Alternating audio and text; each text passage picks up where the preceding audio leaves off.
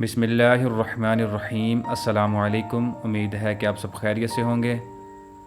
आज की इस वीडियो में हम स्पेलिंग रूल डिस्कस करेंगे कि अगर किसी वर्ड में फुल को ऐड किया जाए तो उसको किस तरह प्रोनाउंस करेंगे। तो मुकम्मल मालूमात के लिए वीडियो एंड तक लाजमी देखें। दोस्तों, अगर किसी वर्ड में फुल को ऐड किया जाए तो वहाँ फुल का एक एल ख़त्म हो जाता है। एग्ज़ाम्पल के साथ देखते हैं।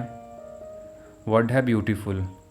यहाँ ब्यूटी में जब फुल को ऐड किया जाता है तो फुल का एक एल ख़त्म हो जाता है। वर्ड है यूज़फुल। यहाँ भी यूज़ में जब फुल को ऐड किया जाता है तो फुल का एक एल ख़त्म हो जाता है। वर्ड है फेथफुल। यहाँ भी फेथ के साथ जब फुल को ऐड किया गया तो इसका एक एल ख़त्म हो गया। वर्ड है रिस्पेक्टफुल। यहाँ भी रिस्पेक्ट के साथ जब फुल को ऐड किया गया तो उसका एक एल ख़त्म हो गया। दोस्तों, इसी से मिलता जुलता एक वर्ड कमेंट सेक्शन में आप बताएं।